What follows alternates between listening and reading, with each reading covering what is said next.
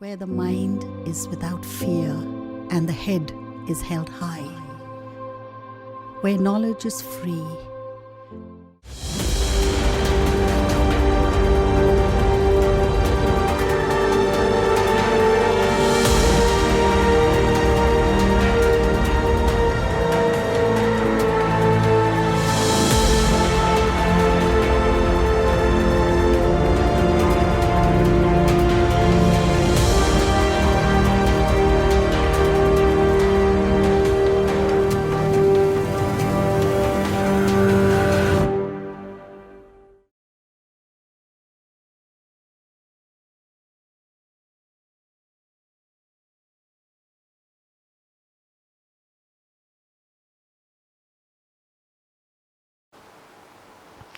Welcome student, সবাইকে আমি স্বাগত জানাচ্ছি পাঠশালাতে।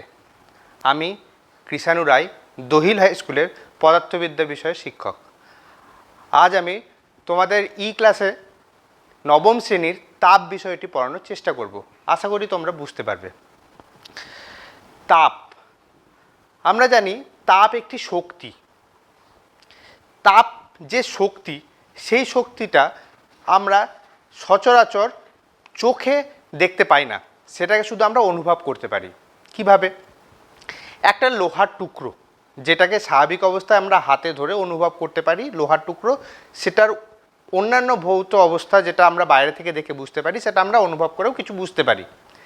এবার সেই লোহার টুকরোকে যদি আমি কিছুক্ষণ রোদের মধ্যে ফেলে রেখে দিই, স্বাভাবিকভাবেই রোদের প্রচণ্ড তাপে সেই লোহার টুকরো কিছু গরম হবে। সেটা আমরা বুঝবো কীভাবে? সেই লোহার টুকরোকে যদি আমি হাত দিয়ে স্পর্শ করি, তাহলে বুঝতে পারবো যে লোহার টুকরোটি আগের তুলনায় একটু গরম হয়েছে। এবার একই রকমভাবে লোহার টুকরোটাকে যদি আমি বরফের মধ্যে কিছুক্ষণ ফেলে রেখে দিই, তাহলে কি হবে? বরফ ঠান্ডা, তাহলে লোহার টুকরোটাও ঠান্ডা হয়ে যাবে। অনুভব করলে, আমরা হাত দিয়ে যদি অনুভব করি, তাহলে বুঝতে পারবো লোহাটা একটু ঠান্ডা হয়েছে। তাহলে এই লোহার দুরকম পরিবর্তন হলো। এক ক্ষেত্রে দেখলাম লোহাটি গরম হয়ে গেল, আরেক ক্ষেত্রে দেখলাম লোহাটি ঠান্ডা হয়ে গেল।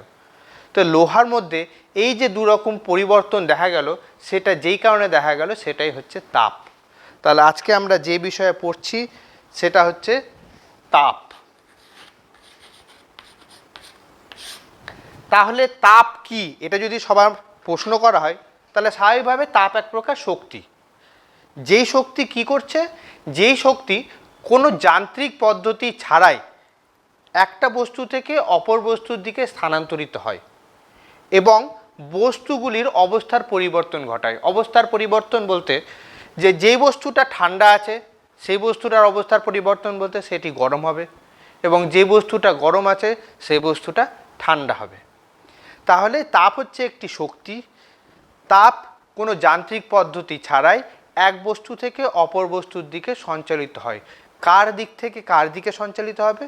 তো সেইখানে আমরা জানতে পারবো যে তাপ উষ্ণ বস্তু থেকে শীতল বস্তুর দিকে সঞ্চালিত হয়। এবার তাপ উষ্ণ বস্তু থেকে শীতল বস্তুর দিকে সঞ্চালিত হচ্ছে, সেটা আমরা পরিমাপ করব কিভাবে? তো সেটা পরিমাপ করার জন্য আমাদেরকে জানতে হবে তাপ এক প্রকার শক্তি ছাড়াও তাপ একটি প্রাকৃতিক রাশি। তাপকে আমরা পরিমাপ করতে পারি না। তাহলে তাপের পরিমাপ করব কিভাবে যদি সেটা পরিমাপযোগ্য রাশি না হয়? সেই জন্য বলা হয় তাপ যদিও প্রাকৃতিক রাশি, তাকে পরিমাপ করা যায় না, কিন্তু কোনো বস্তু কতটা তাপ গ্রহণ করছে বা কতটা তাপ বর্জন করছে, সেই জিনিসটা আমরা পরিমাপ করতে পারবো। তাহলে সেই জিনিসটাই যদি পরিমাপ করতে পারি, তাহলে আমরা সেখান থেকে তাপের পরিবর্তন কতটা ঘটছে সেটা পরিমাপ করতে পারবো। সেই তাপের পরিবর্তন পরিমাপ করার পদ্ধতিকে বলা হয় ক্যালোরিমিতি।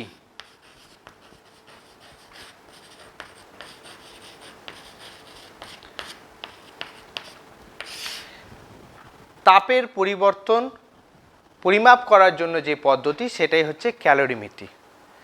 তা ক্যালোরিমিতির সাহায্যে কি করা হয়? ক্যালোরিমিতির সাহায্যে পরিমাপ করা যায় যে উষ্ণ বস্তু কতটা তাপ ছাড়বে এবং সেই তাপ শীতল বস্তু কতটা পরিমাণে নিচ্ছে, সেই পরিমাপের পদ্ধতিকেই বলা হয় ক্যালোরিমিতি। তো আমরা অন্যান্য ক্লাসে 7-8 পড়েছি যে কোনো বস্তু কতটা তাপ নিচ্ছে অথবা কতটা তাপ ছাড়ছে, সেটা সাধারণত তিনটা বিষয়ের উপর নির্ভর করে। কি কি? আমরা জানি কোনো বস্তু যেই তাপটা নিচ্ছে তাকে যদি আমরা গৃহীত তাপ অথবা যে পরিমাণ তাপটা ছাড়ছে তাকে যদি আমরা বর্জিত তাপ দিয়ে প্রকাশ করি, তাহলে এই দুটি জিনিস গৃহীত তাপ অথবা বর্জিত তাপ তিনটা জিনিসের উপর নির্ভর করে। কি কি? প্রথম যে জিনিসের উপর নির্ভর করে সেটি হচ্ছে বস্তুটির ভর, অর্থাৎ বস্তুটি যত বড় হবে তার মধ্যে তাপ সঞ্চয় তত বেশি হবে, যত তাপ সঞ্চয় বেশি হবে সে তত তাপের গ্রহণ অথবা বর্জন ঘটাতে পারবে। দ্বিতীয় যে জিনিসটার ওপর আমরা জানতে পারবো এখানে, যেই জিনিসটা আমরা হয়তো সকলে পরিচিত নয়, যাকে আমরা আপেক্ষিক তাপ বলে ব্যাখ্যা করে থাকি।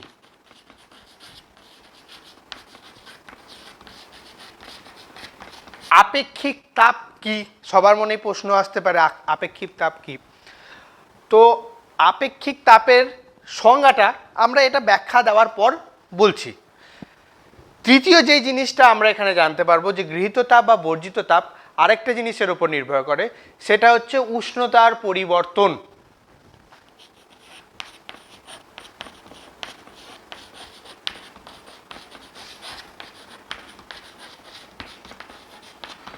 উষ্ণতার পরিবর্তন অর্থাৎ একটা বস্তু প্রথমে কি অবস্থায় আছে, তার তাপমাত্রা কত আছে, এবং সেই বস্তুটাকে আমি উষ্ণতার পরিবর্তন বা তাপমাত্রার পরিবর্তন কতটা ঘটাতে চাইছি, সেই পার্থক্যটাই হচ্ছে উষ্ণতার পরিবর্তন।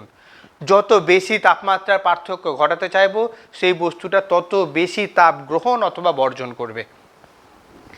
একে যদি আমরা চিহ্ন দ্বারা প্রকাশ করি তাহলে আমরা জানি গৃহীত তাপ বা বর্জিত তাপ বা সাধারণভাবে তাপকে আমরা সাধারণত ইংরেজি কিউ অক্ষর দ্বারা প্রকাশ করে থাকি। এই কিউ সমান সমান বস্তুর ভর, বস্তুর ভরকে সাধারণত আমরা ইংরেজি এম অক্ষর, ছোট হাতের এম অক্ষর দ্বারা প্রকাশ করি। আপেক্ষিক তাপ, যেটা সম্বন্ধে আমি এখনই বলবো, সেটাকে আমরা সাধারণত ইংরেজি এস অক্ষর দ্বারা প্রকাশ করি। এবং উষ্ণতার পরিবর্তন, সেটা যদি শুধুমাত্র পরিবর্তন বোঝাতে চাই তাহলে সেটাকে আমরা ছোট হাতের টি দ্বারা প্রকাশ করব। তাহলে এখান থেকে আমরা আসছি গৃহীত তাপ বা বর্জিত তাপ, যাকে আমরা কিউ দিয়ে প্রকাশ করছি, সেটা সমান সমান এম এস টি, অর্থাৎ ভর, আপেক্ষিক তাপ এবং উষ্ণতার পরিবর্তন। এবার আমরা যাই আপেক্ষিক তাপ কি। তো আমরা স্বাভাবিকভাবে এই সমীকরণ থেকে আপেক্ষিক তাপের একটা ভালো একটা সংজ্ঞা পেতে পারি। কি সংজ্ঞা? আমরা দেখেছি কিউ সমান সমান এম এস টি। কিউ সমান সমান যদি এম এস টি হয় তাহলে আমি এই সমীকরণ থেকে বলতে পারি এস সমান সমান কিউ বাই এম টি। তাহলে এই সমীকরণ থেকে আমি আপেক্ষিক তাপের সংজ্ঞা দিতে পারি। যদি আমি সিজিএস পদ্ধতিতে ধরি অথবা এসআই পদ্ধতিতেই যদি ধরি তাহলে আমি আপেক্ষিক তাপের সংজ্ঞা দিতে পারি। কি সংজ্ঞা? বলা হয় সাধারণত সিজিএস অথবা এসআই পদ্ধতি ছাড়া সাধারণ নিয়মে আপেক্ষিক তাপের সংজ্ঞা বলা হয় কোনো বস্তুর একক ভরের উষ্ণতা, অর্থাৎ এম ভর, সেটার মান 1, সেটা সিজিএস পদ্ধতিতে হলেও 1, এসআই পদ্ধতিতে হলেও 1। কোনো বস্তুর একক ভরের উষ্ণতা, উষ্ণতার পরিবর্তন অবশ্যই টি দিয়ে প্রকাশ করেছি, সেই উষ্ণতার পরিবর্তন যদি 1 ডিগ্রি করতে চাই, কি বললাম? কোনো বস্তুর একক ভরের উষ্ণতা যদি 1 ডিগ্রি পরিবর্তন করতে চাই তাহলে কিউ সমান সমান এম সমান সমান 1, টি সমান সমান 1 ডিগ্রি যদি হয় তাহলে আমরা এখান থেকে বলতে পারি এস সমান সমান দাঁড়াবে কিউ, অর্থাৎ কোনো বস্তুর গৃহীত বা বর্জিত তাপ বা তাপই হবে তার আপেক্ষিক তাপের সাথে সমান। আবার যদি ভালোভাবে সংজ্ঞাটা বলি, কোনো বস্তুর একক ভরের উষ্ণতা 1 ডিগ্রি বৃদ্ধি করতে যে পরিমাণ তাপ লাগে তাকেই বলা হয় আপেক্ষিক তাপ। এই ক্ষেত্রে আমরা দেখতে পাচ্ছি তাপ এবং আপেক্ষিক তাপ এই ক্ষেত্রে সমান। এবার যদি আপেক্ষিক তাপের অন্যান্য রাশিমালা যদি জানতে চাই, অন্যান্য জিনিস বলতে যেমন একক এবং মাত্রা যদি জানতে চাই তাহলে আমরা সেটা এখান থেকেও পেয়ে যাব।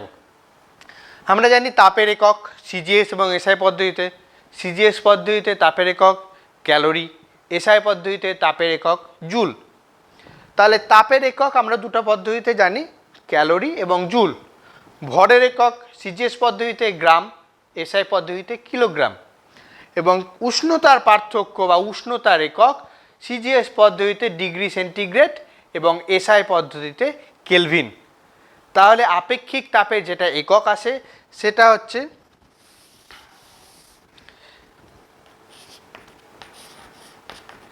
সিজিএস পদ্ধতিতে আপেক্ষিক তাপের যেটা একক আসে কিউ এর জায়গায় আসে ক্যালোরি, নিচে আছে ভর, তার জায়গায় আসে গ্রাম, এবং টি হচ্ছে উষ্ণতার পরিবর্তন, তার জায়গায় আসে ডিগ্রি সেন্টিগ্রেড বা ডিগ্রি সি। একে যদি আমি এক লাইনে লিখি তাহলে পাবো এরকম, ক্যালোরি পার গ্রাম ডিগ্রি সেন্টিগ্রেড। এবার যদি এসআই পদ্ধতিতে করি,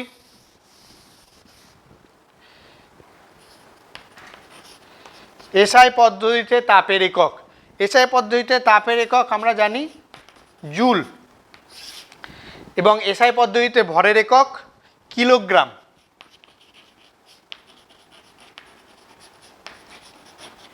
এবার এসআই পদ্ধতিতে বাকি থাকলো উষ্ণতার একক। এসআই পদ্ধতিতে উষ্ণতার একক হচ্ছে কেলভিন। এই ক্ষেত্রে কেলভিনের আগে ডিগ্রি বসাতে হয় না, একক শুধু হয় কেলভিন। এটাকে যদি এক লাইনে লিখি তাহলে আমরা পাবো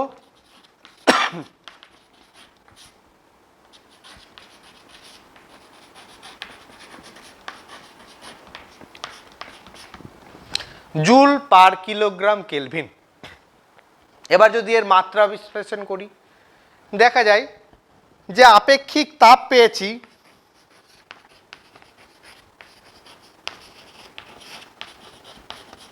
তার যেটা মাত্রা দাঁড়ায় সেটা হচ্ছে L square T to the power -2 আর T to the power -1, L square T to the power -2 আর K to the power -1, K for kelvin.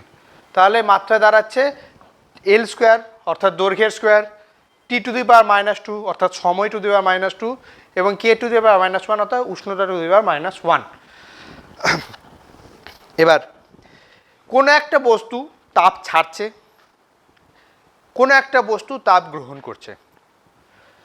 যদি স্পষ্টভাবে বলা যায় তাহলে শীতল বস্তু উষ্ণতা গ্রহণ করবে আর উষ্ণ বস্তু তাপ ছাড়বে। এবার শীতল বস্তু কতটা তাপ গ্রহণ করবে অথবা উষ্ণ বস্তু কতটা তাপ ছাড়বে সেটা কিভাবে নির্ণয় করা যায়? সেটা নির্ণয় করার পদ্ধতিকে বলা হয় ক্যালোরিমিতি।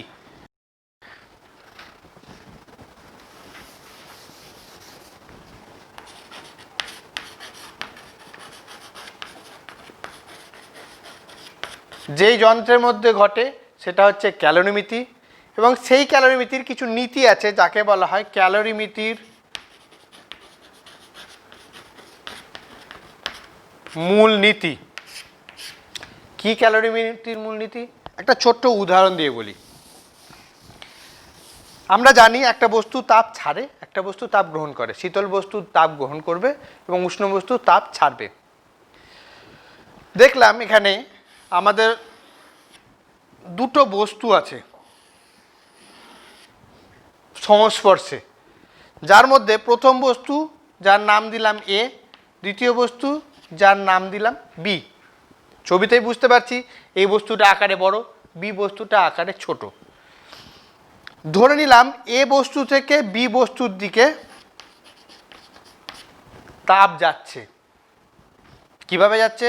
ধরে নিলাম এর তাপমাত্রা T1, এর তাপমাত্রা হচ্ছে T2, এবং T1 অবশ্যই গ্রেটার দেন T2। মানে দুটো বিভিন্ন আলাদা আকৃতির দুটো বস্তুকে সংস্পর্শে রাখা হলো, একটি এ একটি বি। এটি স্বাভাবিকভাবে আকারে বড়, বিটি স্বাভাবিকভাবে আকারে ছোট।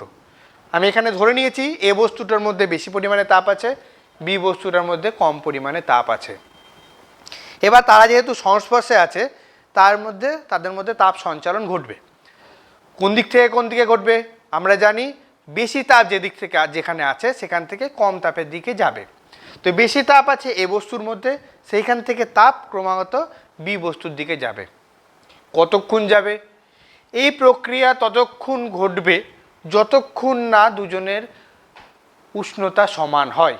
অর্থাৎ এই বস্তুর উষ্ণতা যেটা আছে সেই উষ্ণতা আস্তে আস্তে কমতে থাকবে। তাপ যেহেতু ছাড়ছে এর উষ্ণতা আস্তে আস্তে কমতে থাকবে এবং এই তাপ গ্রহণ করে বি বস্তুর উষ্ণতা আছে T2, এই বি বস্তুর তাপ উষ্ণতা ধীরে ধীরে বাড়তে থাকবে। একজনের তাপমাত্রা কমছে আর একজনের তাপমাত্রা বাড়ছে। কতক্ষণ হবে? যতক্ষণ না দুজনের তাপমাত্রা সমান হয়ে দাঁড়ায়। একজনের তাপমাত্রা ছিল 30 ডিগ্রি, তার তাপমাত্রা 20 ডিগ্রি বৃদ্ধি পেল, মানে 50। অপরজনের তাপমাত্রা ছিল 70 ডিগ্রি, তারও তাপমাত্রা 20 ডিগ্রি বৃদ্ধি হ্রাস পেয়ে হয়ে গেল 50। তাহলে দুজনের বস্তু তাপমাত্রার শেষ তাপমাত্রা দুটো সমান। ততক্ষণ এদের মধ্যে তাপের আদান প্রদান ঘটবে। তাপের আদান প্রদান ঘটলো। এবার এ বস্তু তাপ ছেড়েছে, বি বস্তু তাপ নিয়েছে। সেই তাপটা ক্যালোরিমিতির মূলনীতি অনুযায়ী বলছে যদি কোনো রকম তাপের কোনো রকম অন্য জায়গায় স্থানান্তর না ঘটে থাকে, অর্থাৎ আমরা যদি তাপকে নষ্ট না করে থাকি বাহ্যিক কোনো কারণে, তাহলে উষ্ণ বস্তু যে পরিমাণে তাপ ছাড়বে শীতল বস্তু ঠিক সেই পরিমাণেই তাপ গ্রহণ করবে। অর্থাৎ ক্যালোরিমিতির মূলনীতিতেই বলা হয়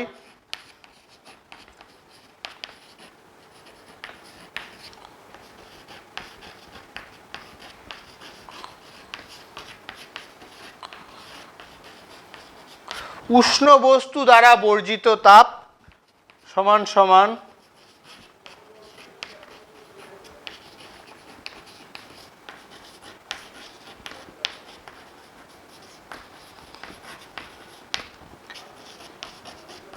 শীতল বস্তু দ্বারা গৃহীত তাপ।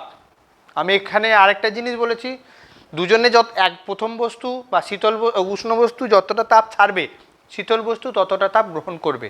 তার সাথে এটাও বলেছি যে দুজনের তাপমাত্রা শেষ তাপমাত্রা অবশ্যই সমান হবে।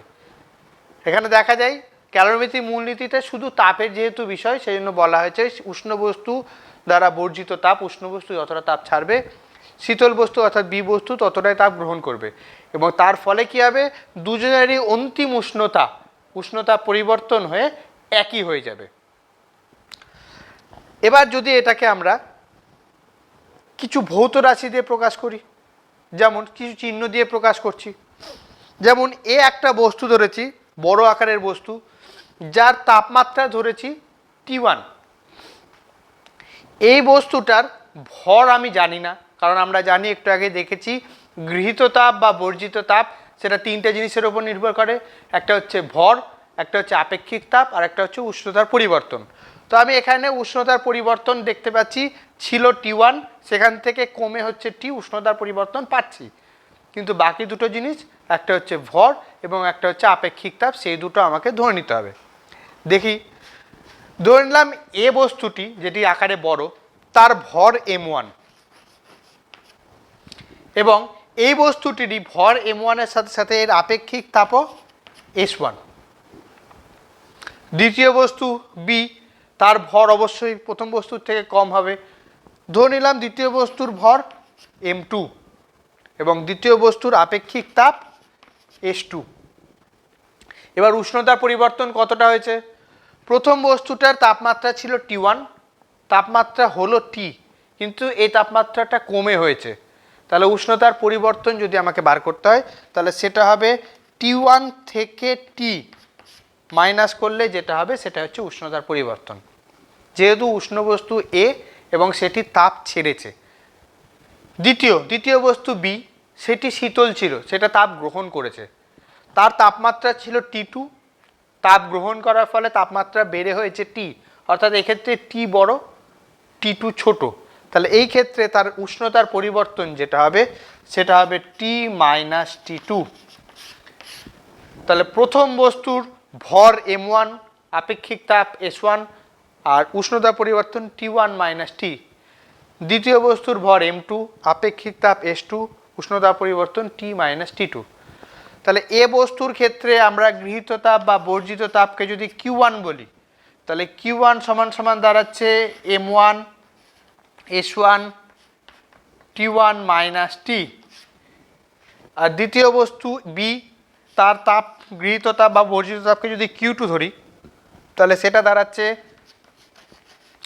m2 s2 T মাইনাস টি টু। এবার ক্যালোরিমিতির মূলনীতি অনুযায়ী উষ্ণ বস্তু যতটা তাপ ছাড়বে, শীতল বস্তু ততটা তাপ গ্রহণ করবে। এইখানে আমরা পেয়েছি উষ্ণ বস্তু যে তাপটা ছাড়ছে সেটা হচ্ছে m1 s1 T1 মাইনাস টি, এবং শীতল বস্তু যে তাপটা গ্রহণ করছে সেটা হচ্ছে m2 s2 T মাইনাস টি টু। তাহলে আমরা ক্যালোরিমিতির মূলনীতি অনুযায়ী বলতে পারি m1 s1 T1 মাইনাস টি সমান সমান m2 s2 T মাইনাস টি টু। এটি হচ্ছে ক্যালোরিমিতির মূলনীতি। বাস্তব জীবনে একটা উদাহরণ ভেবে নিই। একটা গ্লাসের মধ্যে গরম জল নেওয়া হলো। গরম জল হাত দিলেই গরম লাগে, বুঝতে পারি, অনুভব করতে পারি। এবার আমি করলাম একটা চামচ এনে, যেটা ঠান্ডা স্বাভাবিক অবস্থায় আছে, তাকে আমি সেই গরম জলের মধ্যে ডুবিয়ে দিলাম। কিছুক্ষণ অন্তর অন্তর আমি যদি চামচটাকে স্পর্শ করে দেখি, তাহলে দেখতে পাবো চামচটা আস্তে আস্তে গরম হচ্ছে, এবং চামচটা যেইভাবে গরম হচ্ছে আস্তে আস্তে, ঠিক একই রকমভাবে দেখব জলটাকে স্পর্শ করলে দেখব জলটা আস্তে আস্তে ঠিক ততটা পরিমাণে শীতল হচ্ছে। কিছুক্ষণ রেখে দেওয়ার পর যদি দেখি, তাহলে দেখব চামচটা অনেকটাই গরম হয়ে গেছে এবং জলটা অনেকটাই ঠান্ডা হয়ে গেছে। কি পরিমাণে গরম বা কি পরিমাণে ঠান্ডা হয়েছে, তখন আমরা দেখতে পাবো যে যেই জলের মধ্যে চামচটা ডোবানো আছে, সেই চামচ এবং জল দুটোরই তাপমাত্রা সমান হয়ে গেছে। অর্থাৎ চামচ যতটা তাপ গ্রহণ করেছে, জল ততটা তাপ ছেড়েছে, এবং দুজনের অন্তিম উষ্ণতা সমান হয়ে গেছে। এখানে যেমন দেখালাম অন্তিম উষ্ণতা সমান হয়ে যায়। এবার এরপরে যেটা আমাদের জানতে হবে সেটা হচ্ছে কার্য এবং তাপের তুল্যতা। কি জিনিস? কার্য এবং তাপের তুল্যতা হচ্ছে যে আমরা কোনো একটা জিনিস, মানে দুটো হাতের তালু যদি আমরা ক্রমাগত ঘষতে থাকি, তাহলে কী হবে? যদি দুটো হাতের তালু ক্রমাগত ঘষতে থাকি, কিছুক্ষণ ঘষার পর দেখব হাতের দুটো তালু একটু গরম হয়ে গেছে। এই কাজটা যদি আমরা বেশি সময় ধরে করি, তাহলে যত বেশি সময় ধরে দুটো হাতকে ঘষতে থাকবো, তত দেখব হাতে গরম তত বেশি হচ্ছে। দুটো হাতকে ঘষছি, অবশ্যই যান্ত্রিক কার্য করছি, সেই কার্যের ফলে কি হচ্ছে? তাপ উৎপন্ন হচ্ছে, হাত গরম হয়ে যাচ্ছে। যত বেশি পরিমাণে কার্য করব, তত বেশি পরিমাণে তাপ উৎপন্ন হবে। এবার যদি উল্টোটা দেখার চেষ্টা করি, আমি এক গামলা জল গরম করতে বসালাম এবং তার উপর ঢাকনা দিয়ে দিলাম। আস্তে আস্তে জলটা গরম হচ্ছে, জল ফুটতে শুরু করবে। কিছুক্ষণ পর জল ফুটতে শুরু করার সাথে সাথে দেখতে পাবো জলের স্তরে যেমন একটা আন্দোলন শুরু হবে, জলস্তর নড়তে থাকবে, তার সাথে সাথে ঢাকনাটাও একটু নড়তে থাকবে। ঢাকনাটা বা জলের তলটা যে নড়ছে, সেটা কিসের জন্য নড়ছে? তাপ পাচ্ছে বলে। তাহলে সেই ক্ষেত্রে দেখা যাচ্ছে তাদের মধ্যে একটা যান্ত্রিক কার্য দেখা যাচ্ছে, একটা কার্য দেখা যাচ্ছে। সেই কার্যটা কিসের জন্য দেখা যাচ্ছে? তাপ প্রয়োগ করার ফলে। যত বেশি পরিমাণে তাপ প্রয়োগ করব, তত বেশি পরিমাণে এই কার্যটা সম্পাদন হবে। তাহলে আমরা প্রথম ক্ষেত্রে দেখলাম যে আমরা কার্য করলাম, দুটো হাতের তালু ঘষলাম, তাপ পেলাম। দ্বিতীয় ক্ষেত্রে দেখলাম তাপ প্রয়োগ করলাম, সেক্ষেত্রেও একই রকমভাবে কার্য পেলাম। তাহলে তাপ এবং কার্য এরা দুজন হচ্ছে একে অপরের অনন্য। অর্থাৎ তাপ প্রয়োগ করলে অবশ্যই কার্য পাবো, একই রকমভাবে কার্য যদি করি অবশ্যই সেখানে তাপ উৎপন্ন হবে। এই কার্য এবং তাপের মধ্যে এই সম্পর্কটা প্রথম দেখেছিলেন বিজ্ঞানী জুল, এবং তিনি এই যে তাপ এবং কার্যের তুল্যতা দিয়ে একটা সূত্র দিয়েছিলেন, জুলের সূত্র যাকে বলা হয় কার্য এবং তাপের মাঝে জুলের সূত্র। জুলের সূত্রটা কি? জুলের সূত্রটা হচ্ছে, আমি কিছু পরিমাণ কার্য করছি, যেই পরিমাণে কার্য করব সেটা যদি কোনো জায়গায় মানে নষ্ট না হয়, বিনষ্ট যদি না হয়, তাহলে তাপ উৎপন্ন হবে। যে পরিমাণে কার্য করব ঠিক সেই পরিমাণেই, তার তুল্যতা পরিমাণেই তাপ উৎপন্ন হবে।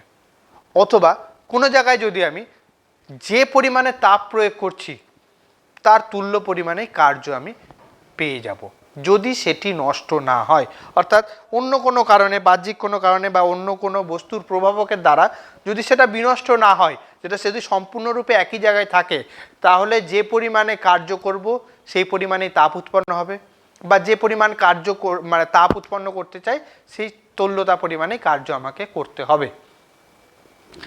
তাই বলা হয় কার্য এবং তাপ একে অপরের সাথে সমানুপাতিক।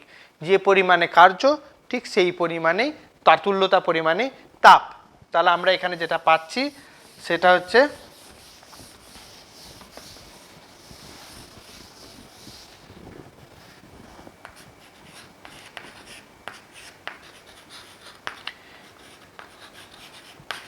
জুলের সূত্র। যেটা পেলাম সেটা হচ্ছে কার্য এবং তাপ পরস্পরের সমানুপাতিক। তাহলে কার্য হচ্ছে ডাব্লু, এবং আমরা জানি তাপকে আমরা কিউ দিয়েও প্রকাশ করেছি, আবার জে দিয়েও কিউ দিয়ে প্রকাশ করেছি, আবার অনেক ক্ষেত্রে এইচ দিয়েও প্রকাশ করা যায়। আমি যেহেতু কিউ দিয়ে প্রকাশ করেছি তাহলে কিউ দিয়ে প্রকাশ করি, তাপ সমান সমান কিউ। এরা পরস্পরের সমানুপাতিক, ডাব্লু সমানুপাতিক কিউ। এবার যে কোনো সমীকরণকে সমাধান করতে গেলে বা সেটা নিয়ে কাজ করতে গেলে, ভবিষ্যতে কাজ যদি করতে চাই, তাহলে সেটা সমান সমান চিহ্ন আনতে হয়। সমানুপাতিক চিহ্নতে আমরা সমাধান করতে পারি না। তো এখানে একই রকমভাবে সমানুপাতিক চিহ্ন থেকে সমান সমান চিহ্ন আনতে চাই, তার জন্য কি করতে হবে? একটা সমানুপাতিক ধ্রুবক নিয়ে আসতে হবে। যেহেতু এটা জুলের সূত্র, বিজ্ঞানী জুল আবিষ্কার করেছিলেন, তাই জন্য এই সমানুপাতিক চিহ্ন উঠাতে গেলে যে ধ্রুবকটা আসবে তাকেও বিজ্ঞানী জুলের নাম অনুযায়ী যেটা বলা হয়, তাই সেই ধ্রুবককেও নামকরণ করা হয়েছে, যাকে বলা হয় যান্ত্রিক তুল্যাঙ্ক বা জে।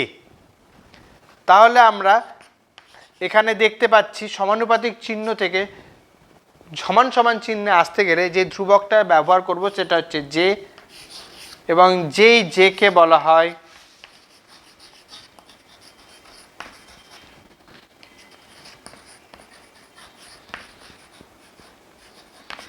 যান্ত্রিক তুল্যাঙ্ক। এই জে বা যান্ত্রিক তুল্যাঙ্কর দুটো পদ্ধতি, অর্থাৎ সিজিএস এবং এসআই পদ্ধতিতে মান আমাদের জানতে হবে।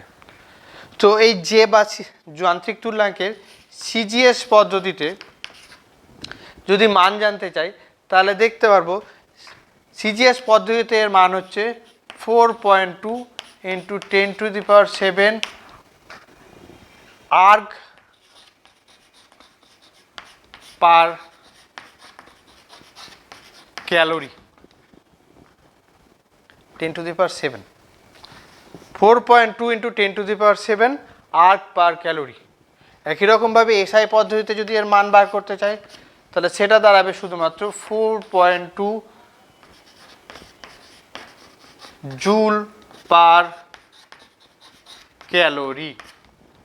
অর্থাৎ এখান থেকে আমরা 4.2 × 10⁷ আর্গ পার ক্যালোরি থেকে আমরা বলতে পারি যে কোনো একটা বস্তুর মধ্যে 1 ক্যালোরি তাপ উৎপন্ন করতে যে পরিমাণ কার্য করতে হবে সেটা হচ্ছে 4.2 × 10⁷ আর্গ, অথবা 4.2 × 10⁷ আর্গ কার্য করলে কোনো বস্তুর মধ্যে যে পরিমাণ তাপ উৎপন্ন হবে সেটা হবে 1 ক্যালোরি। এসআই পদ্ধতিতে যদি বলা হয় 4.2 জুল পার ক্যালোরি, বলতে পারি কোনো বস্তুর মধ্যে 1 ক্যালোরি তাপ উৎপন্ন করতে যে পরিমাণ কার্য করতে হবে সেটা হচ্ছে 4.2 জুল, অথবা 4.2 জুল কার্য কোনো বস্তুর ওপর যদি করা হয় বা কোনো বস্তু যদি করে, তাহলে তার মধ্যে যে তাপের সৃষ্টি হবে সেটা হচ্ছে 1 ক্যালোরি। এবার আমরা এখান থেকে দুটো ছোট ছোট গাণিতিক উদাহরণ করব। কোথা থেকে? একটা হচ্ছে আমরা একটু আগে পেলাম গৃহীত তাপ বা বর্জিত তাপের পরিমাপ, আর আরেকটা জিনিস আমরা এখান থেকে পাচ্ছি যেটা হচ্ছে জুলের সূত্র। এখান থেকে আমরা দুটো গাণিতিক উদাহরণ করব। তো আমার কাছে এখানে দুটো গাণিতিক উদাহরণ আছে।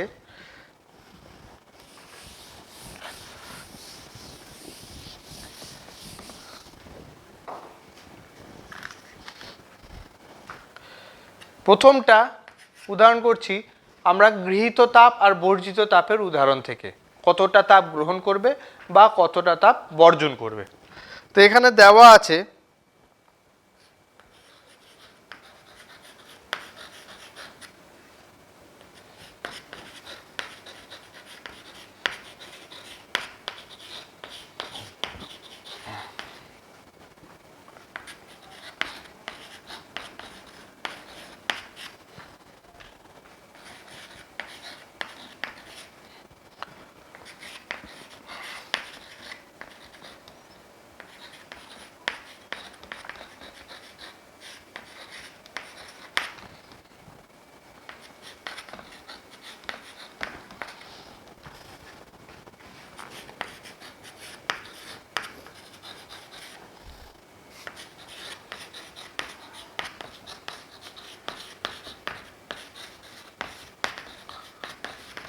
এখানে দেওয়া আছে 100 গ্রাম বিশুদ্ধ জলের উষ্ণতা 30 ডিগ্রি থেকে স্ফুটনাঙ্কে নিয়ে যেতে কত তাপ প্রয়োজন।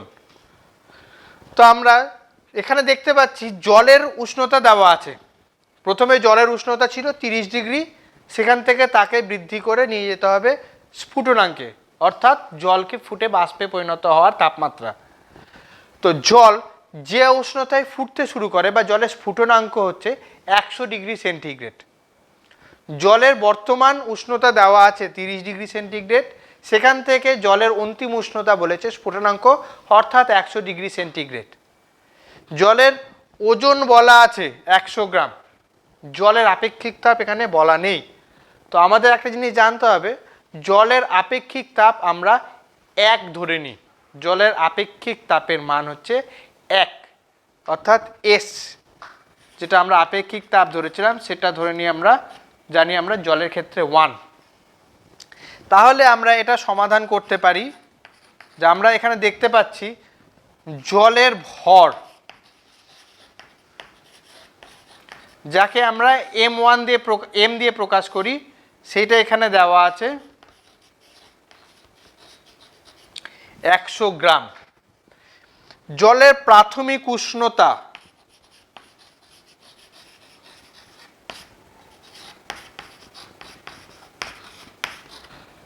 দেওয়া আছে 30 ডিগ্রি সেন্টিগ্রেড। অন্তিম উষ্ণতা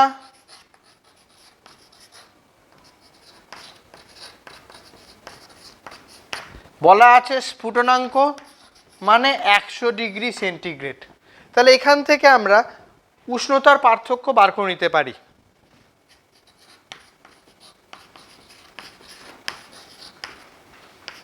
পার্থক্য অথবা পরিবর্তন,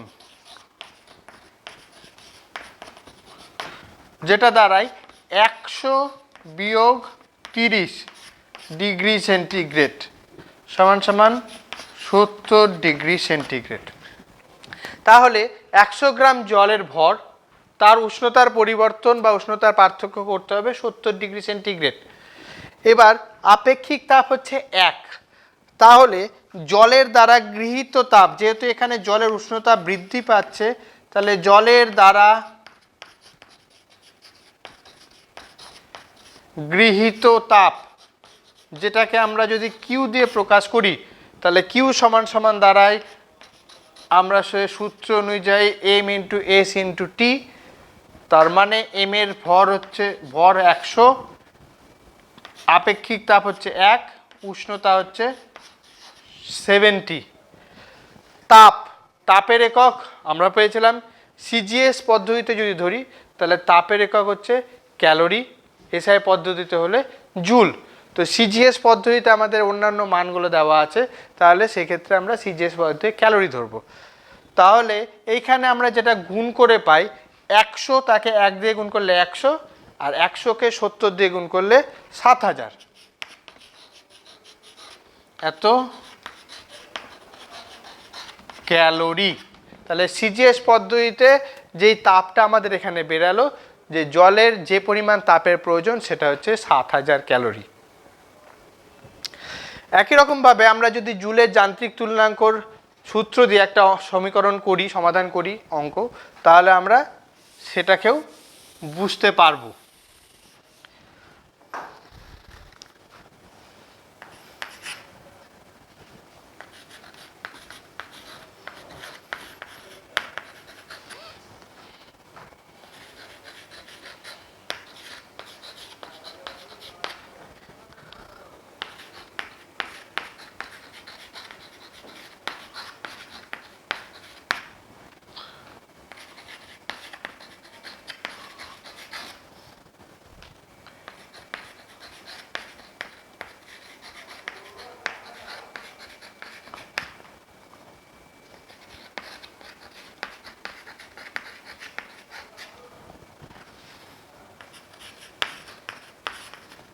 এখানে দেওয়া আছে 420 জুল কার্য তাপে রূপান্তরিত হলে, 420 জুল, এখান থেকে আমরা পদ্ধতির কথা বলতেই পারি, অবশ্যই এসআই পদ্ধতি, কারণ আমরা জানি সিজিএস পদ্ধতিতে যদি হতো সেটা হতো ক্যালোরি, আর এসআই পদ্ধতি যেটা সিজিএস পদ্ধতি যদি হতো তাহলে হতো আর্গ, আর এসআই পদ্ধতি হচ্ছে জুল। তাহলে 420 জুল কার্য তাপে রূপান্তরিত হলে কি পরিমাণ তাপ উৎপন্ন হয় সেটা আমরা জুলের সূত্র সেখান থেকে পেতে পারি। কি ছিল জুলের সূত্র? জুলের সূত্রে ছিল যে আমরা যতটা কার্য করব ঠিক ততটাই তাপ উৎপন্ন হবে, তুল্যতা। যেটা সমীকরণ আমাদের এসেছিল সেটা ছিল W = J × Q। আমাদের এখানে যেটা বার করতে বলেছে কি পরিমাণ তাপ উৎপন্ন হয়, অর্থাৎ তাপের পরিমাপ বার করতে বলেছে। তাহলে আমরা এখান থেকে বলতে পারি Q = W/J, এই জিনিসটা বার করতে হবে। তো এসআই পদ্ধতিতে জের মান আমরা জানি 4.2 এবং W যেটা কার্য সেটা দেওয়া আছে 420। সেই দুটো যদি মান বসাই, যে ডাব্লুর মান 420 আর জে জুলের মান 4.2 অবশ্যই এসআই পদ্ধতিতে, তাহলে কিউ এর মান যেটা বেরায় সেটা হচ্ছে 420 / 4.2। একে যদি আমরা পয়েন্ট তুলে দিই তাহলে এখানে আরেকটা শূন্য কাটাকাটি করি, তাহলে এখানে হবে 100, অর্থাৎ 100 ক্যালোরি। অর্থাৎ এসআই যে পরিমাণ তাপ উৎপন্ন হবে সেটা হচ্ছে 100 ক্যালোরি। আচ্ছা, এবার যেটা আমাদের এখন জানতে হবে যে বস্তু তাপ গ্রহণ করছে বা তাপ বর্জন করছে। তাপ যদি গ্রহণ করে তাহলে বস্তু উষ্ণ হচ্ছে, তাপ বর্জন করলে বস্তু শীতল হচ্ছে। কতক্ষণ এটা ঘটবে? যে কোনো বস্তু তাপ গ্রহণ করলে গরম হয়, তাপ বর্জন করলে শীতল হয়, কিন্তু একটা নির্দিষ্ট সময় অবধি এই ঘটনাটা ঘটবে। তার থেকে বেশি যদি ঘটনাটা ঘটাতে চায় বা তার থেকেও আরও বেশি দূর পর্যন্ত যদি যেতে চাই, তাহলে দেখব সেক্ষেত্রে বস্তুর অবস্থার পরিবর্তন ঘটে। আমরা আগেই পড়েছি পদার্থের 3 রকম অবস্থা, একটা হচ্ছে কঠিন, একটা হচ্ছে তরল, আর একটা হচ্ছে গ্যাসীয়। বস্তু সাধারণ অবস্থায় যদি কঠিন থাকে, তাকে তাপ যদি প্রয়োগ করা হয় তাহলে সেটি গ্যাসীয় হয়, এবং তাপ যদি তার থেকে বার করে না হয় সেটি, যদি সাধারণ অবস্থায় তরল থাকে তাপ দেওয়া হলে সেটা বাষ্প হয়ে যাবে বা গ্যাসীয় হয়ে যাবে, এবং তার থেকে যদি তাপ বের করে নেওয়া হয় তাহলে সেটা আস্তে আস্তে কঠিন হয়ে যাবে। কিছু ব্যতিক্রম আছে, যেমন কর্পূর, নিশাদল, কেরোসিন, পেট্রোল, ডিজেল, এইগুলোর দুরকম অবস্থা দেখা যায়, কঠিন গ্যাসীয় অথবা তরল গ্যাসীয়, এরকম দুরকম অবস্থা দেখা যায়। একটি অবস্থায় এদের অস্তিত্ব পাওয়া যায় না। বেশিরভাগ বস্তুর ক্ষেত্রেই 3 ধরনের অবস্থা পাওয়া যায়। সাধারণ অবস্থায় কঠিন হলে তাপ প্রয়োগ করলে তরল, তার থেকে বেশি তাপ প্রয়োগ করলে গ্যাসীয় হবে। যে বস্তুটা সাধারণ অবস্থায় তরল পাওয়া যায়, তাপ প্রয়োগ করলে গ্যাসীয়, তাপ বর্জন করলে কঠিন, এরকম অবস্থার পরিবর্তন দেখা যায়। সহজ একটা উদাহরণ, জল। জলের 3 রকম অবস্থা, কঠিন, তরল, গ্যাসীয়। সাধারণ অবস্থায় তরল জল, তার থেকে তাপ বের করে নিলে অর্থাৎ ঠান্ডা করলে সেটা কঠিন হয়ে যায় অর্থাৎ বরফ, এবং তাকে তাপ দিলে সেটা বাষ্পে পরিণত হয়। এবার আমরা দেখতে পারি যে বরফ মানে যাকে জল থেকে বরফে পরিণত করা হয়েছে তাপ বের করে বা ঠান্ডা করে। এবার সেই বরফকে যদি কিছুক্ষণ প্রকৃতির মধ্যে রেখে দেওয়া হয়, পরিবেশে, খোলা পরিবেশে কিছুক্ষণ রেখে দেওয়া হয়, তাহলে কি দেখব যে বরফটা আস্তে আস্তে গলতে শুরু করেছে। বরফটা গলছে এবং সেই বরফ গলার জল আশেপাশে বয়ে যাচ্ছে। সেই সাথে সাথে যদি আমি সেই জলে স্পর্শ করে দেখি তাহলে দেখব সেই জলটা স্বাভাবিক জলের তুলনায় অনেকটাই ঠান্ডা। যদি আমি মাপতে চাই যে সেই যে জলটা আমাদের বরফ থেকে বেরাচ্ছে তার তাপমাত্রা কত, তাহলে আমরা জানি বরফ, জল থেকে বরফ হতে গেলে তার তাপমাত্রা হয়ে যায় মাইনাস, অর্থাৎ 0 থেকে কম। কিন্তু সেটা যখন মাটির মধ্যে রেখে দিই বা বাইরে পরিবেশের মধ্যে রেখে দিই, সেই তাপমাত্রা মাইনাস থেকে আস্তে আস্তে আস্তে আস্তে বাড়তে থাকে। কি -2 থেকে -1, -1 থেকে 0, 0 থেকে 1, 2, 3, 4 এইভাবে আস্তে আস্তে বাড়তে থাকে। কীভাবে বাড়বে? 0 অবধি, 0 ডিগ্রি টেম্পারেচার অবধি বরফ থাকবে, কিন্তু তার থেকে বেশি করলে সেটা জলে পরিণত হবে। আমরা সেটা জানি যে বরফ থেকে জল হতে গেলে 0 ডিগ্রি তাপমাত্রায় বেশি হতে হবে। তো আমরা যেই জলটা পেয়েছি বরফ থেকে গলে, সেটাকে যদি সাথে সাথে আমরা থার্মোমিটার দিয়ে চেক করি, আমরা জানি তাপমাত্রা মাপার যন্ত্র হচ্ছে থার্মোমিটার, অনেক ধরনের থার্মোমিটার আমরা পড়েছি আগে। সেই থার্মোমিটার দিয়ে যদি আমি সেই তাপমাত্রাটা মাপার চেষ্টা করি, তাহলে দেখব সেই মুহূর্তে সেই জল যেটা জল বরফ থেকে সবেমাত্র বেরিয়ে এসছে, সেই জলের যা তাপমাত্রা, সেই একই তাপমাত্রা আমরা পাবো বরফের বাইরের পৃষ্ঠেও। মানে বরফের বাইরের পৃষ্ঠে যদি থার্মোমিটার ঠেকাই, সেই বরফের বাইরের পৃষ্ঠে যে তাপমাত্রা আমরা দেখতে পাবো, অর্থাৎ অবশ্যই 0 ডিগ্রির থেকে কম নয়, বেশি নয়, 1, 2 নয়, অবশ্যই 0 ডিগ্রি ম্যাক্সিমাম, সেই তাপমাত্রা যা দেখতে পাবো সেই বরফ থেকে সদ্য গলে যাওয়া জলটারও তাপমাত্রা একই রকম পাবো। অর্থাৎ বরফের তাপমাত্রাও 0 পেলাম, আবার সেই বরফ থেকে যে জলটা গলে বেরিয়ে গেছে, যেটা জল হয়ে গেছে, সেটার তাপমাত্রাও আমি 0 ডিগ্রি পাচ্ছি। ঠিক একই রকম একটা উদাহরণ যদি বলি, যে জল বাষ্প করতে দিয়ে দিয়েছি, মানে গ্যাসে বসিয়ে দিয়েছি, জল ফুটতে শুরু করেছে এবং সেই জলের মধ্যে আমি থার্মোমিটার ডুবিয়ে রেখেছি। থার্মোমিটার ডুবিয়ে রেখে দিচ্ছি এই কারণেই যাতে জলের তাপমাত্রা কীভাবে বাড়ছে সেটা বুঝতে পারি। যখন দেখব জল ফুটতে শুরু করলো, 100 ডিগ্রি তাপমাত্রায় জল ফুটে বাষ্পে পরিণত হয়, তাহলে 100 ডিগ্রি পর্যন্ত আমি শুধু লক্ষ্য করলাম যে জলের তাপমাত্রা বাড়ছে। যেই 100 ডিগ্রি তাপমাত্রা পৌঁছে গেল, সেই জল ফুটতে শুরু করলো, জল থেকে বাষ্পে পরিণত হবে। সেই বাষ্পকে যদি আমরা সংগ্রহ করে তার তাপমাত্রা মাপি, সেক্ষেত্রে আমি একই জিনিস দেখতে পাবো, কি যে জলের তাপমাত্রা 100 ডিগ্রি তাপমাত্রায় জল ফুটছে, সেই জলের যে তাপমাত্রা সেই সময় 100 ডিগ্রি, সেই বাষ্প যেটা বেরোচ্ছে তারও তাপমাত্রা কিন্তু 100 ডিগ্রি। কীভাবে সম্ভব?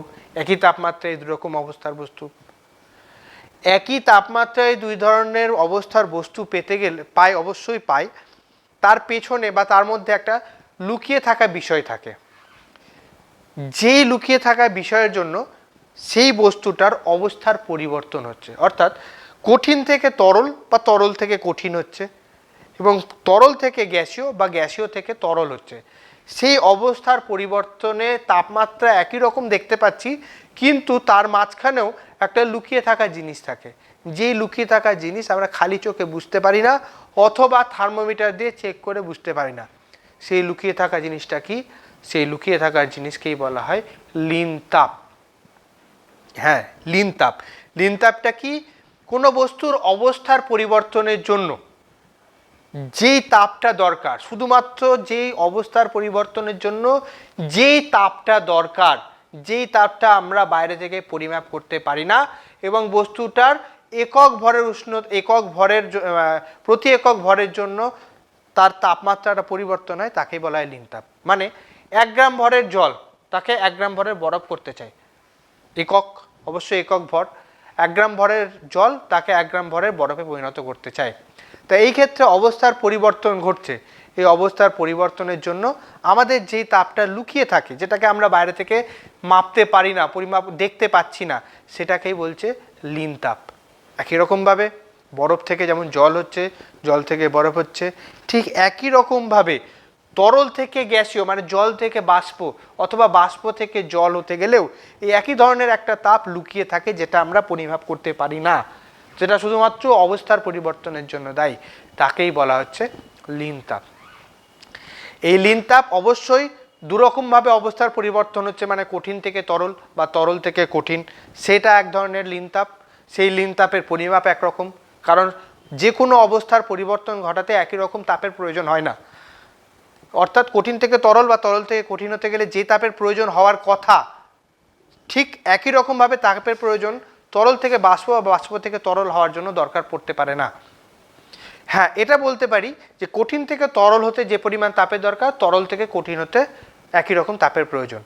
তরল থেকে বাষ্প হতে যে পরিমাণ তাপের প্রয়োজন, বাষ্প থেকে তরল হতে সে পরিমাণ তাপের প্রয়োজন। কি এক ক্ষেত্রে গ্রহণ করতে হবে, এক ক্ষেত্রে বর্জন করতে হবে। তাহলে কঠিন থেকে তরল হতে গেলে জানি, কঠিন থেকে তরল হতে গেলে তাপ গ্রহণ করবে। কঠিন থেকে তরল হতে গেলে যে তাপটা গ্রহণ করবে, যেই তাপটা আমরা পরিমাপ করতে পারছি না, তার মাপ, তার পরিমাপ যদি আমরা করি, সে পরিমাপটা হবে কম। এবং তরল থেকে বাষ্প হতে গেলে অথবা বাষ্প থেকে তরল হতে গেলে, তরল থেকে বাষ্প হতে গেলে তাপ গ্রহণ করবে, বাষ্প থেকে তরল হতে গেলে তাপটা বর্জন করবে। সেই যে লুকিয়ে থাকা তাপ যেটা আমরা পরিমাপ করতে পারছি না, সেটার মাপ বেশি হবে এবং সেই পরিমাপটা হবে প্রতি একক ভরের জন্য। মানে সিজিএস পদ্ধতি হলে এক গ্রাম, এসআই পদ্ধতিতে হলে 1 কিলোগ্রাম প্রতি একক ভরের জন্য সেই লীন তাপের পরিমাপ করা হয়।